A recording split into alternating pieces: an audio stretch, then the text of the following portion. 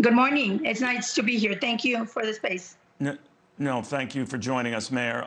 If Title 42 goes away, Mayor, what does it mean for you and your town and the area?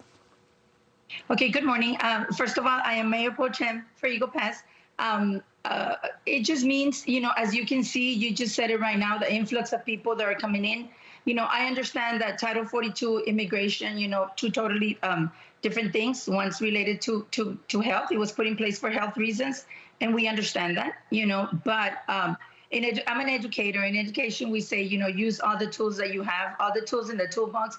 And if that's how we have Title 42 to use it as a tool, then let's please use it. Let's not remove it. Let's continue to keep it there just so that we can put a hold or even probably try to slow down the influx of immigration that's coming in.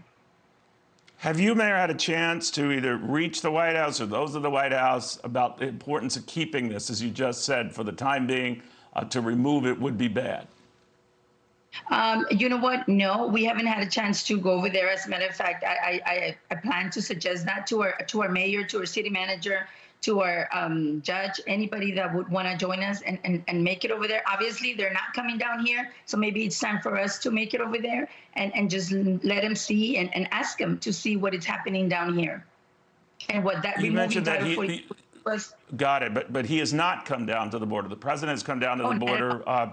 The vice president did just once and then went on to say she was going to explore the root of the problem by going, I believe, to Guatemala. But that's it. Does that bother you? Exactly. You can't take care of what's outside of your house if you don't take care of your house first. So we need to take care of this first before we can help and take care of anybody else. So the fact that they're not coming down, they have no indications that they're planning a visit. What does that tell you? With or without Title 42, it's going to remain a problem and a worsening one, won't it? Pretty much it tells us that the borders are being ignored. It is sad because we are U.S. Citizens also. We live in the border. A higher percentage of the population is Hispanic. So unfortunately, that sends a huge message for us. We are totally being ignored here in the border, and that's not, what the U.S. should be about. All right. Now, we hear this a lot, Mayor, from Republicans. I know you're Mayor Pro Tem, but you stand out among many because you're Democrats saying this. Do you run into criticism from fellow Democrats who prefer you not be saying this? Well, it's different. A lot of my people here in the community, they have thanked me for bringing light to this issue.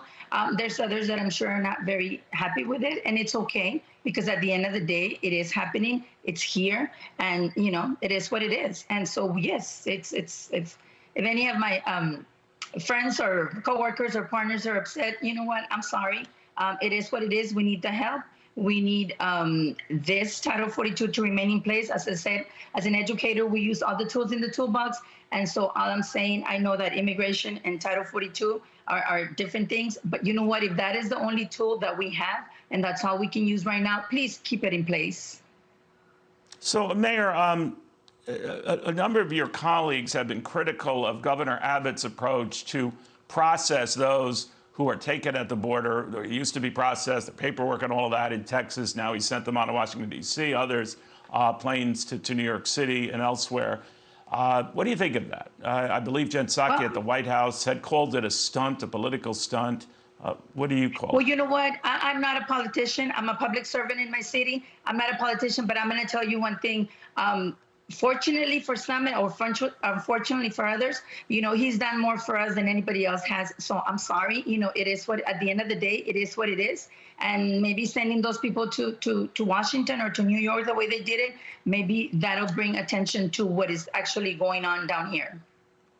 So as a mayor, and you're watching this, regardless of your party affiliation, and you hear the focus on the border is much ado. They don't say about nothing there, but it's not nearly as bad as it's portrayed.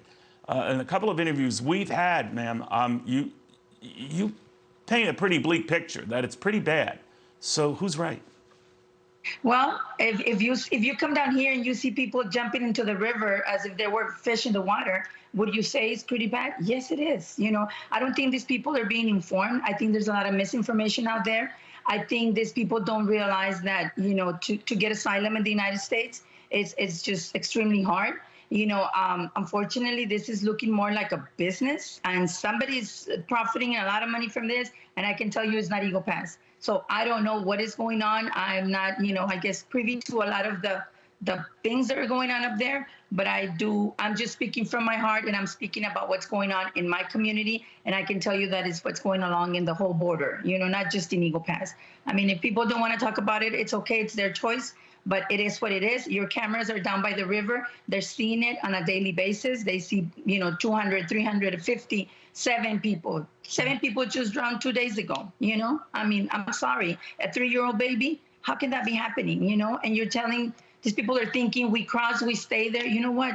We all know that's not the way it is. The United States it's a country where there's policies in place, and if you break them, we know that these people will be illegal for the rest of their lives. Very few will actually be able to stay legally in the United States. Like I said, there's a lot of misinformation. There's a lot of things that need to be said and are not being said for whatever reason.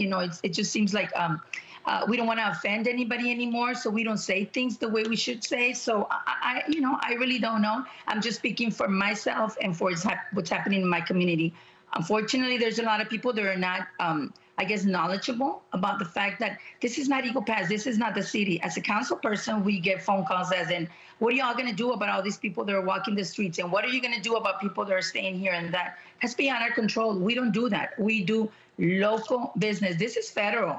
This is federal, and it's something that should have been taken care of many, many years ago. Immigration reform and all that. Again, I will say Title 42, immigration reform, different things, but they go hand in hand at the end of the day. So please, let's leave that tool there. Let's utilize it. Let's not do away with it, because right now it's not the time. Mayor, thank you very, very much. Good of you to take the time. Yolanda Roman, the Democratic pro tem mayor of Eagle Pass, a beautiful neck of the woods, but right now, a place that is dealing with a major league crisis. And she's speaking not as a Democrat, just as a concerned mayor for her people.